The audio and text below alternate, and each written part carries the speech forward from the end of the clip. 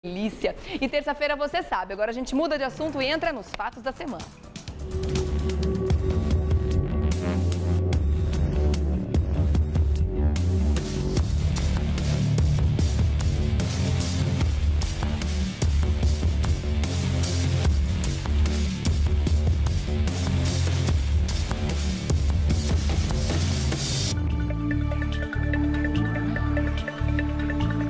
Falar sobre os problemas do nosso país, né, que parece que não param de aumentar.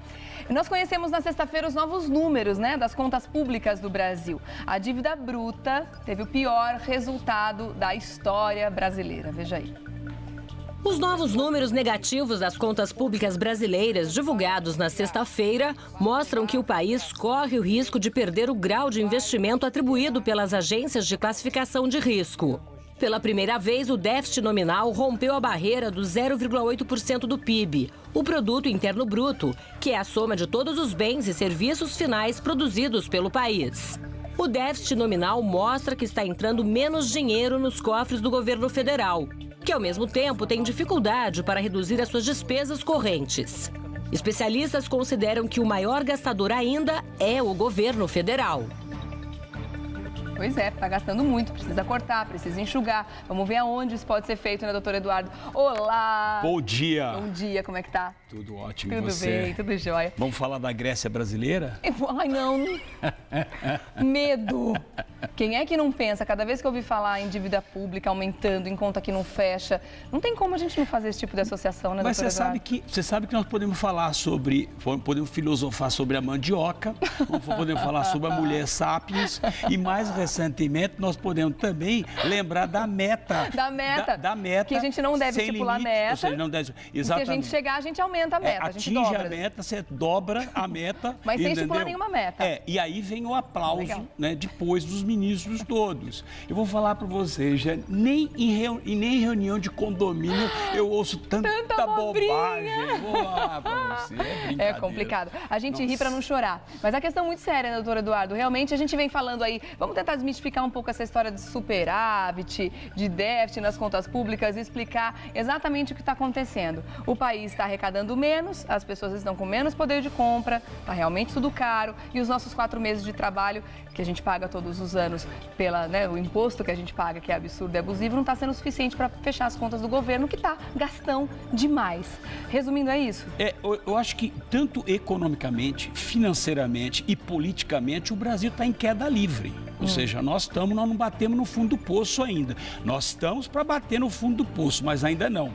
O que acontece com essa questão que nós estamos falando sobre o aumento do déficit do Brasil? É o que você acabou de relatar, ou seja, estamos no cheque especial, nós não conseguimos cobrir esse cheque especial, os juros a cada dia come parte disso, ou seja, o poder de compra que o brasileiro tem vai perdendo a cada momento, né, a cada minuto. A cada dia. Nós estamos, na verdade, quem viveu na época da inflação, né, ou seja, naquele momento que a inflação era quase 100% ao dia praticamente, eram coisas absurdas, né?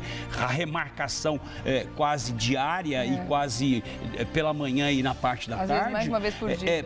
Nós até pensamos que nós não poderíamos chegar a isso, mas nós estamos muito próximos disso, porque nós estamos vendo aumento de tudo. Nós estamos vendo aumento de tudo, ou seja, do começo do ano até hoje, o real perdeu a capacidade de compra em torno de 26%. Ou seja, da mesma forma que nós perdemos o poder de compra, o governo também perde o poder de arrecadação, né? Ou seja, com toda essa crise que está acontecendo, sempre se atribui que a culpa é da crise internacional e não é da crise internacional. Está todo mundo começando a se recuperar e a gente entrando no buraco Na agora. verdade, o que acontece é que o governo federal e os governos estaduais não fizeram o dever de casa.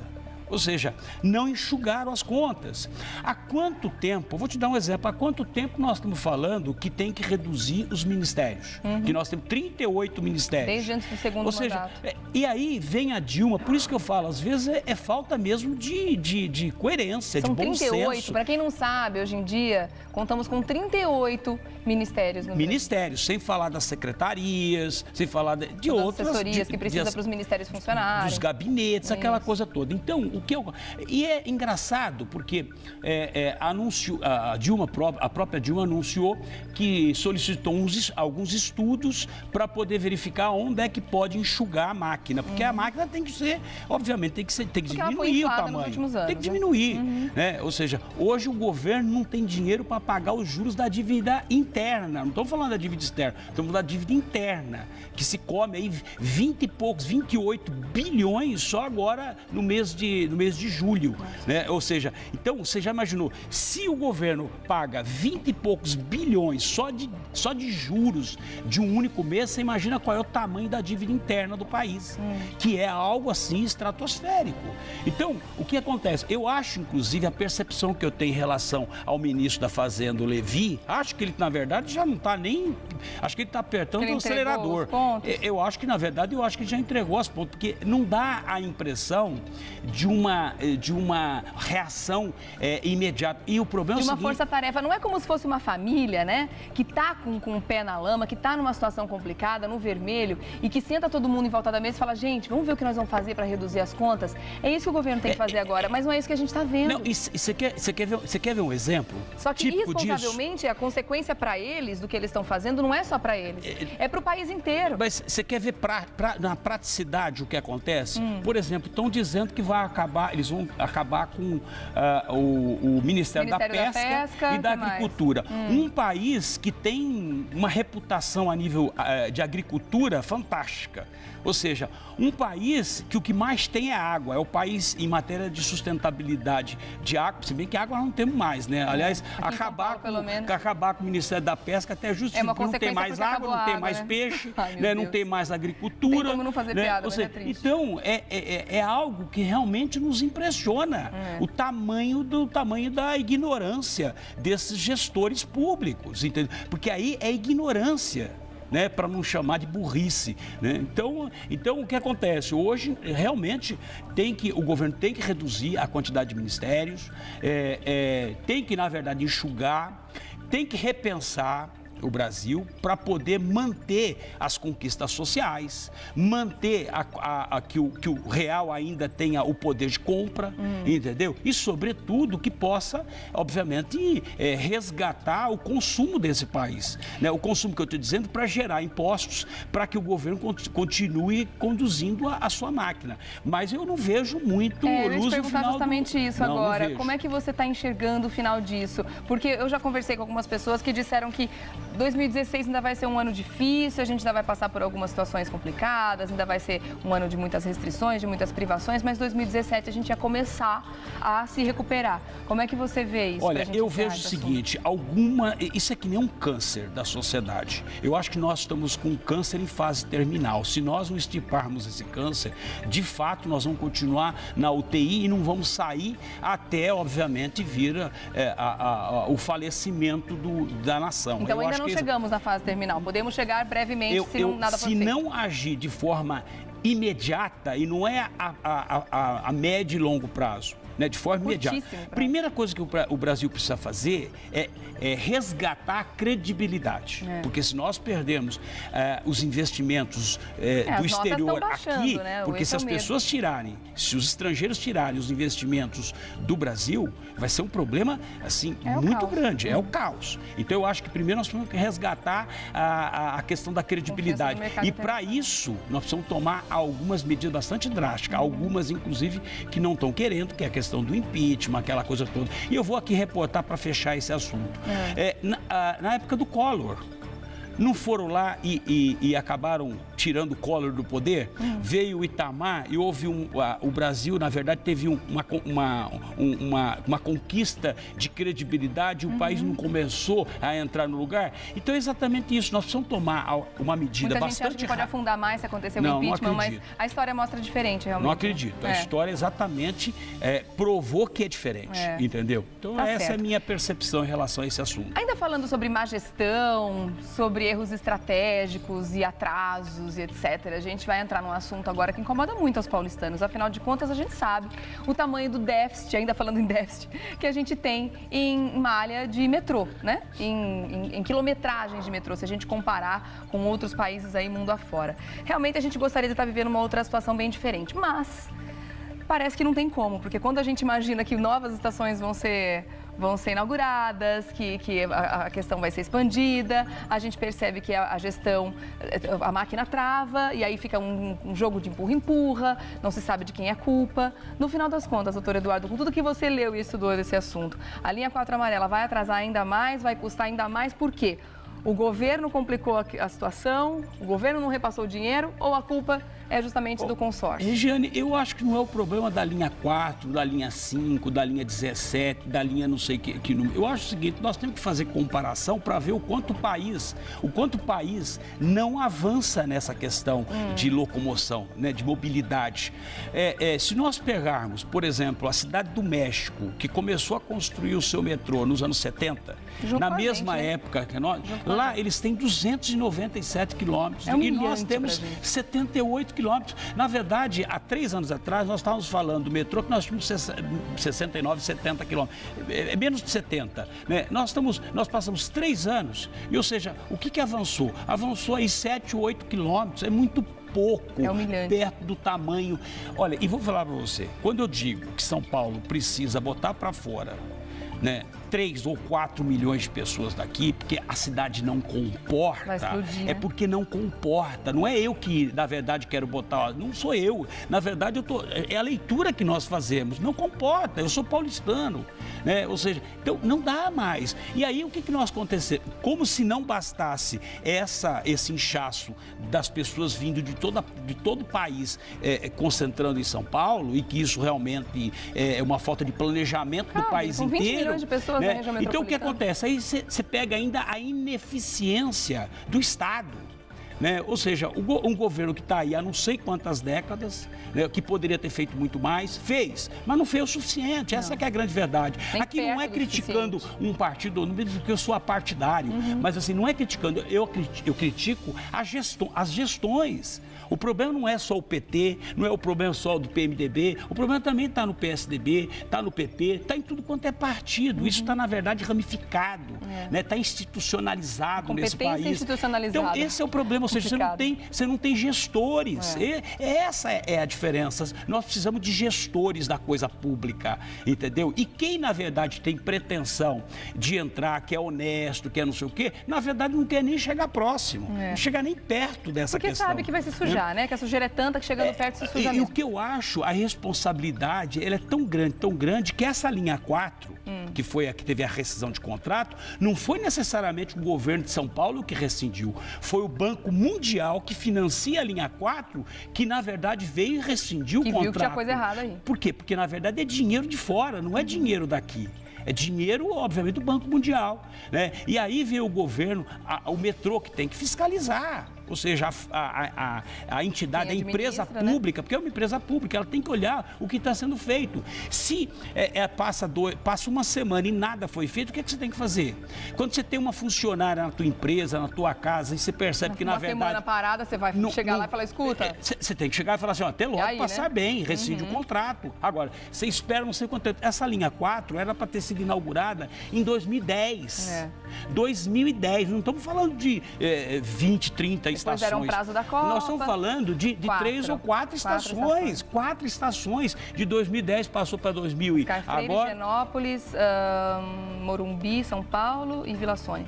Então nós estamos falando de 4 estações. Então, de 2010 já passou para 2018. Ou seja, se tivesse construído meia estação por ano, nós já teríamos, na verdade, Então, esse é o problema. Então as pessoas falam assim, mas você está sempre nervoso, está sempre irritado. Não é, gente. O problema é o seguinte, até para finalizar essa questão, o problema, quando você tem o poder de se indignar, você passa raiva. Você, na verdade, consegue constatar as coisas. E é o que eu sempre digo, quem mais sofre nesse país é quem tem de forma clara todos os dias a notícia. É verdade. Porque aquele que, na verdade, está afastado da notícia, não quer tomar conhecimento do que está acontecendo no país, não está muito preocupado, não está nem aí. Mas não é assim, entendeu? Que tem que ser nossa postura, ainda mais num momento como esse. E aí a gente fica sabendo também dos impactos, né? Que uma questão como essa, que um impasse como esse, causa na população, que é claro que é sempre quem mais sofre, porque primeiro que não tem o transporte, segundo que paga a conta sempre. É esse o comentário comentário do professor que a gente tem aqui hoje, na verdade, é o William Vela Nozaki. Ele é economista e professor da FESP São Paulo. Dá uma olhada no comentário dele. Bom, a linha 4 amarela do metrô vem sendo objeto de sistemáticos adiamentos. A primeira promessa de entrega da obra foi em 2010 e desde então, quase que a cada biênio, o governo do estado anuncia que a obra ficará pronta só depois. Então, a última previsão anunciada é que todos os 2 lotes da obra devem ficar prontos só em 2018. Isso significa um custo enorme para as contas do estado, na medida em que tem um investimento público do governo praticamente da ordem de 200 milhões nessa obra. E quanto mais o adiamento se reproduz, maiores são os custos com a manutenção de máquinas, pagamentos de salários dos funcionários, sem contar com o principal problema que decorre disso tudo, que é o fato de que a população não pode desfrutar desse serviço público e dessa integração necessária para a malha metroviária de São Paulo. Ridículo, né? Ridículo, é uma situação que a gente não consegue entender, porque é um estado que já está endividado, já não tem dinheiro para fazer o que precisa fazer, ainda assim atrasa para ficar mais caro, para custar mais, para demorar mais. Não faz o menor sentido. Então a gente não tem como não se indignar. O governo enxuga gelo o tempo todo. O tempo inteiro. As pessoas às vezes com pano molhado ainda, que é pior. Não tem É complicado demais. Agora, vamos falar de um outro assunto também?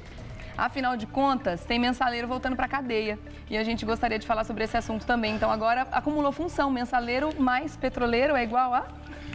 Ladrão, não quer saber, né? Eu acho que só isso. Eu vou falar para você, é outro assunto que eu acordei hoje, eu não sei se eu ainda comentei com você, às vezes tem dia que eu tenho preguiça de acordar. Hoje, por exemplo, um dia que eu tinha preguiça. A gente não sabe se comemora ou se chora. E só acordei porque eu falei, eu vou fazer o programa hoje, tá com a Regiane, com as pessoas que eu gosto, enfim. Então isso é o que é gratificante. É o que move a gente, né? Agora, eu vou falar para você, um cara que está respondendo o processo, que é na época do mensalão, foi preso, né? Continua desviando dinheiro, 30 e poucos milhões, só nesse períodozinho aí, enquanto respondia o processo lá no Supremo Tribunal Federal. E aí se descobre que, na verdade, ele nunca parou.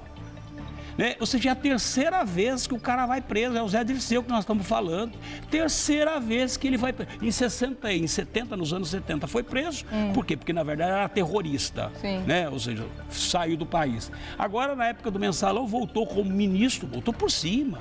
Né? Voltou homem forte do governo, com um status de ministro, homem forte, que era para ser presidente da República, era para estar no lugar da Dilma, entendeu? Eu não sei se nós tivemos sorte ou azar. Eu acho que os dois juntos, aí quer saber, azar em duplo sentido.